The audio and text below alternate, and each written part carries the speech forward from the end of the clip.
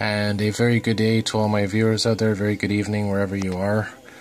And I've been monitoring the news lately, specifically the weather, and specifically the water levels of the rivers, and specifically the Montreal River, the St. Lawrence River, and there's something somewhat concerning happening over the last couple of days. As you know, it's been raining a lot, and I've been following the river levels, and this graph I'm about to show you is going to maybe raise a couple of eyebrows. First of all, I want to show you something. This is a graph of the water level of the Montreal River. You all know what happened in spring. There was that massive flood. This is from about mid-April all the way till the end of May, and you can see here is where this massive flood stage happened. This is the catastrophic flooding. It was around between May 8th and May 11th when the water peaked, and Pierrefonds Boulevard flooded, Gwen Boulevard. We all know in St. Anne de Bellevue those incidents that happened, massive flooding by the water. You can see some pictures that I took. We all remember those videos. I'll just go through a couple of them here. And again, these are the floods on the West Island that we're all familiar with. A lot of my subscribers joined my channel after I was covering these floods. There's Pierrefonds Boulevard. I'm going to make a video, by the way, looking back at the flooding, because to me it was something that I've never experienced in my life, and it was just really surreal. I'm gonna do a special video in a couple of days here about that, maybe a couple of weeks. But anyway, those pictures that I just showed you, this was taken, for example, let's go back here. This one here, this was taken on should have a date here somewhere. This was taken on, yeah, right here. This was on the 14th of May. A little bit of dust there. Some kitties on my little kitty cats on my computer table. Sorry about that. But anyway, this was taken on the 14th of May. I modified it. I think I moved the file to another folder. But anyway, this was from the 14th of May 2017. And if you look on the little chart here on the 14th of May, the water levels were still pretty high. But I mean, this was the Montreal River. This is the river between Laval and the North Shore, or Saint Eustache, du Montagne, Rosemere. So this is where that catastrophic flooding happened around this time, and this basically is the way it was all across, southern Quebec, near Montreal, the West Island. And you see here, a lot of rain fell. The water went really high. I'll go back to this one here. And there's where the water was really high in May, and then it went down. You could see here June, July. Went up a bit in July. There was a couple of rainstorms, and then it's been leveling off. But then look at this. This is the last couple of days. Now here's September. Here's October. And look at this. The last couple of days in November. Look at that. Look how much that water level has shot up in the last few days. And I zoomed in on this section right here. Now keep in mind something. Okay, yeah, you can see here it was at 0.95 meters on the 29th, and now we're at 1.95 meters right here as of now. It's a little bit stable now, but it's still going up because the rain's still falling. And as you know from flooding, it takes a couple of days between the time the rain starts coming down and the water level goes up.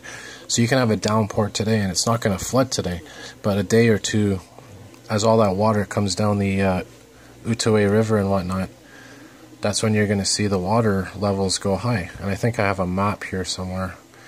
I might be able to go in here. I'll show you in a moment, actually.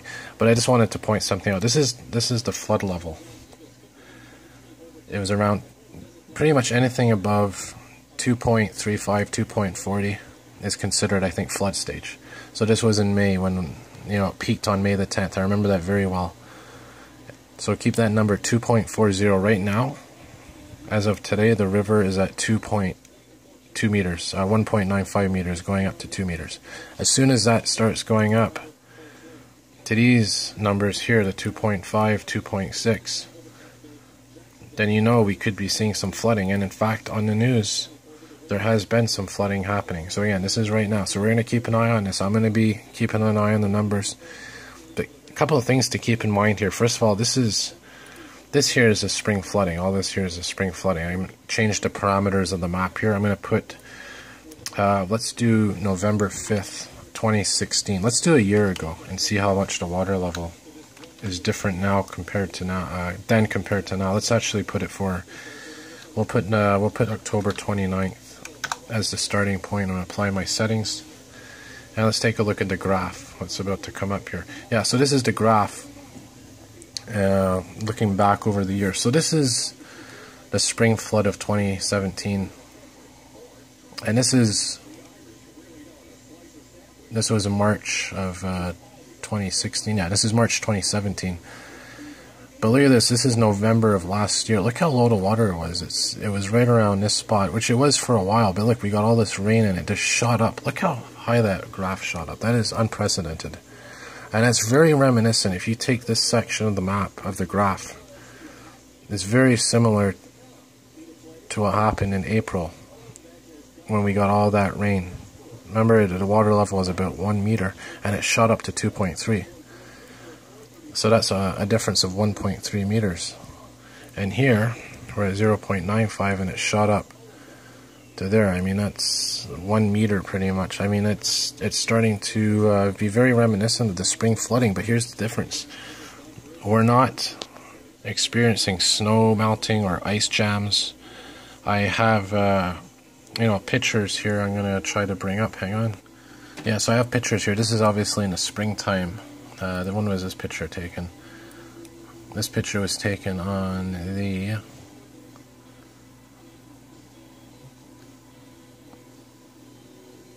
it says here it was taken on, well, it's technically taken actually on the 27th of March. I don't know why it was, okay, the date it was taken was that. This was, I know I was having problems with my files and whatnot, but anyways, yeah, so this picture, I don't know if that's accurate, but this picture definitely was taken on, well, actually, this here's the proper timestamp. This was taken on March 25th. Because that's the way my camera takes pictures. So it's taken March 25th at 6:35. So this is March 25th. You see all that ice in the river and stuff. I'm going to go back to this one where I was on. When was this picture taken? Because I could use that. This one was taken on May 7th. So this was May 7th. So I'm using this as a reference. This isn't accurate for some reason. But anyways, point is, this was springtime. These pictures were taken in springtime. I don't know why we are seeing this massive, I know it's obviously rain, but to see this spike in water level is just alarming. So I'm going to be keeping an eye on things. Again, just take a look at this graph. Compare last November to now. Look at that. And let's take a look at flooding. Let's take a look at the water level from March of last year. We're going to start in March of last year here. Let's go to 03. We'll do 03 for March. Let's do March 1st, 2016 until now.